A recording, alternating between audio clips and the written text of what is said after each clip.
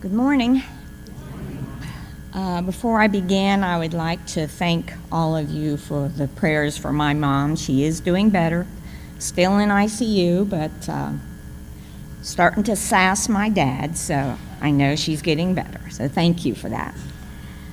I'd like to ask a question. You don't need to answer, but think about this. Have you ever started a task that you thought was going to be easy and ended up not being so easy? For instance, putting a bookshelf together that says some assembly required, and then several hours later, you think you're finished, only to discover there's some random parts lying on the floor that you missed somehow.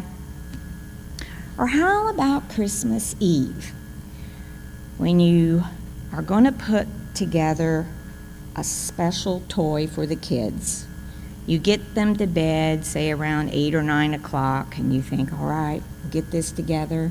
And all of a sudden, when you're finally finished, you realize it's like 2 in the morning, and you know the kids are going to be up before 6. So it wasn't as simple as you thought. Well, that sort of thing happened to me with this morning's message. I was given the choice of Sundays in July, and as I read the themes, I landed on today's topic, plant wisely. I thought, I know the story of the sower. My husband's a farmer. I help on the farm. This ought to be simple, right? Wrong. As I began to dig into the scripture, I realized there were several different ways I could go with this message. So after much debate with myself, I decided to go with 2 different interpretations. In the first example, we are the seed and soil in the story. In the second example, we are going to be the sowers in the story. So I want to begin by reading this morning's scripture taken from Matthew chapter 13, verses 1 to 9.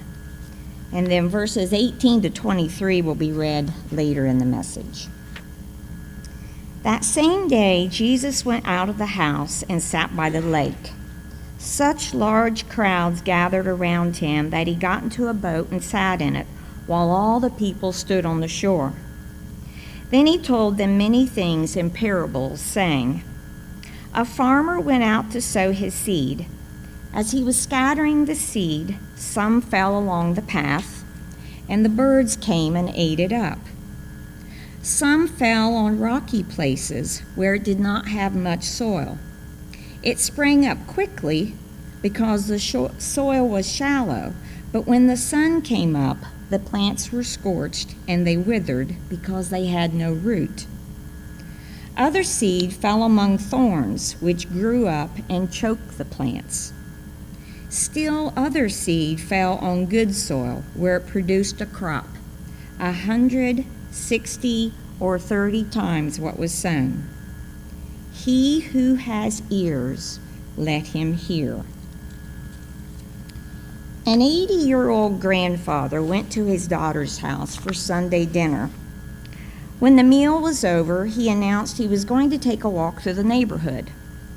"I'll be back in 20 minutes, he said. But 2 hours had passed before he finally returned. "Sorry I'm late," he said, "but I stopped to talk to an old friend and he just wouldn't stop listening."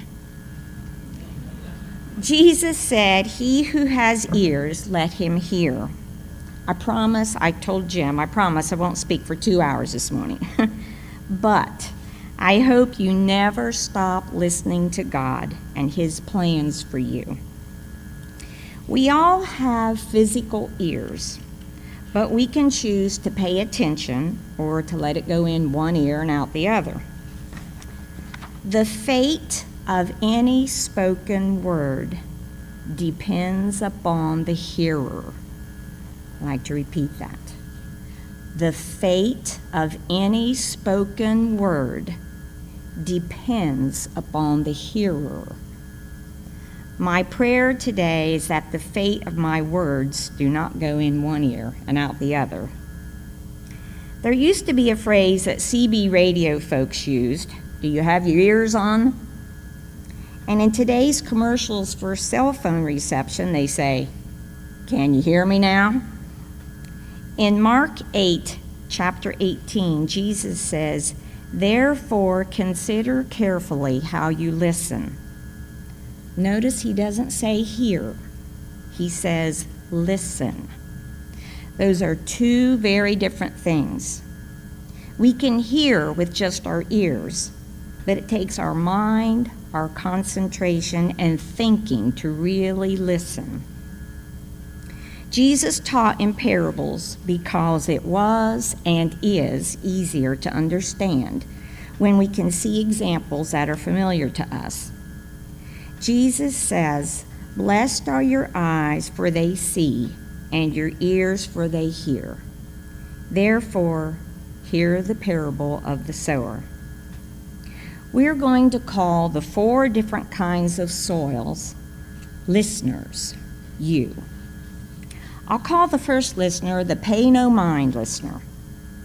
Matthew 13, verse 19 says, "When anyone hears the message about the kingdom and does not understand it, the evil one comes and snatches away what was sown in his heart.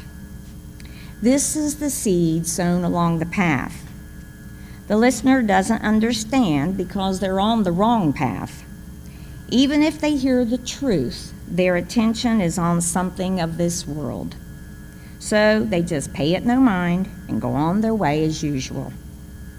Sometimes the lack of understanding is because of language and ideas that can be confusing. Here's an example.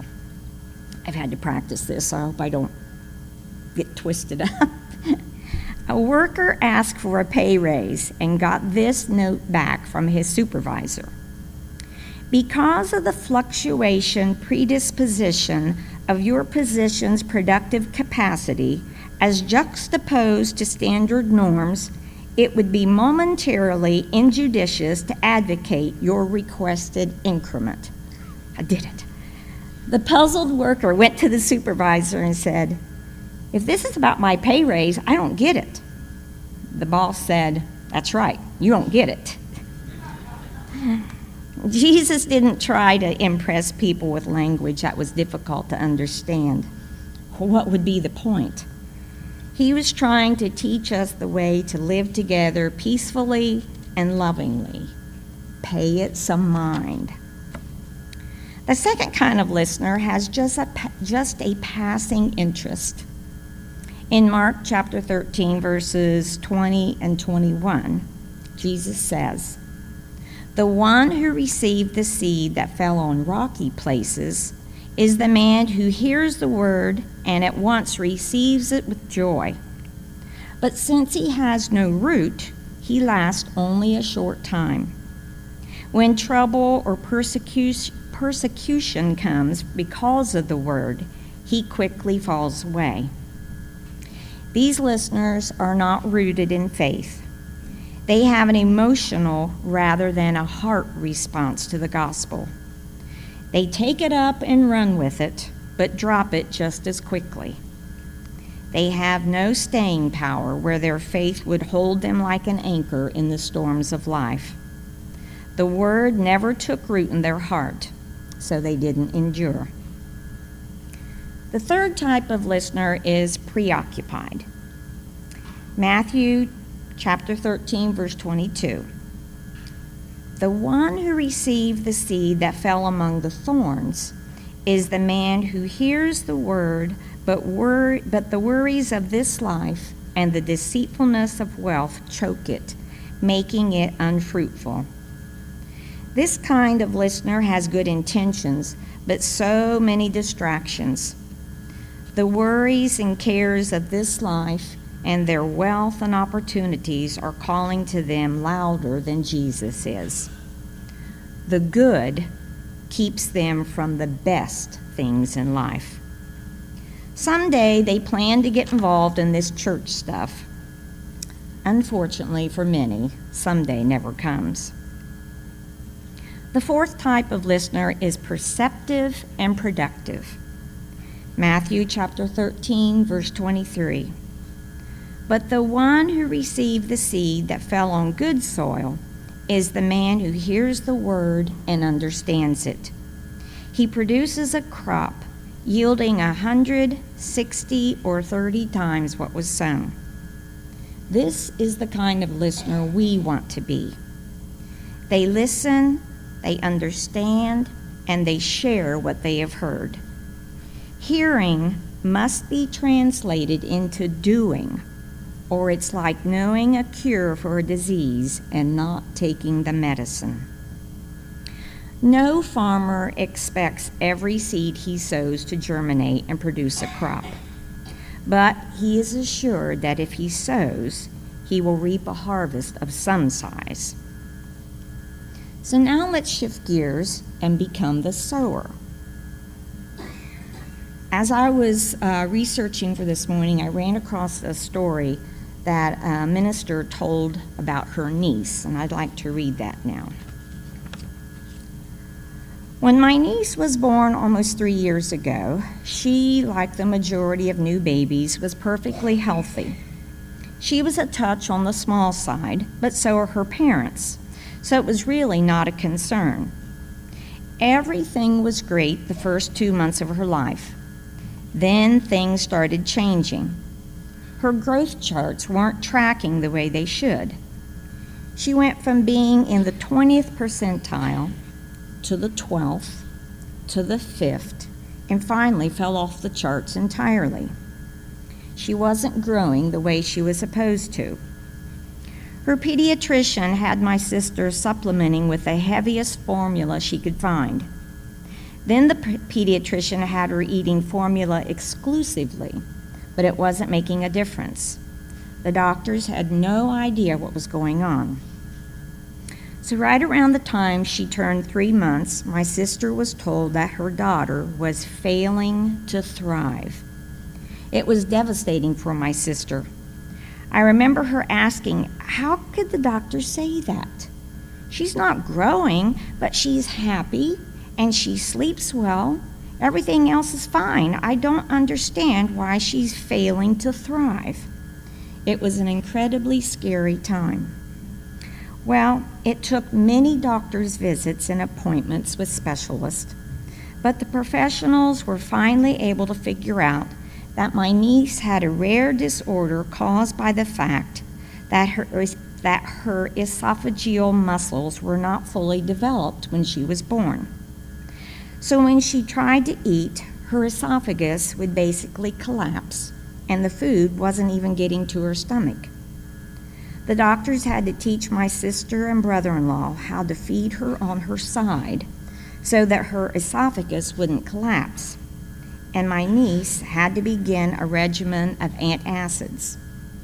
It was not easy, but it worked. And eventually she grew. Her esophageal muscles firmed up, and today she is a happy, healthy, thriving 2.5-year-old. I mentioned earlier, and most of you know, that my husband is a farmer. We farm about 1,800 acres in the Groveport, Canal Winchester area. And he pretty much does the same thing every year. I mean, he might change brands of seed, or he might try a new weed control system, and he does rotate the crops. If one year, if soybeans are planted in this field, the next year he plants corn. Because if you plant the same crop in the same field over and over, you deplete the nutrients in the soil. But pretty much, it's the same thing.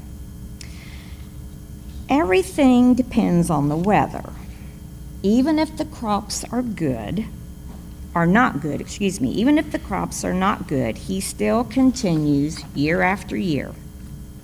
I cannot imagine him saying, well, we had a bad crop, so I'm not going to plant next year.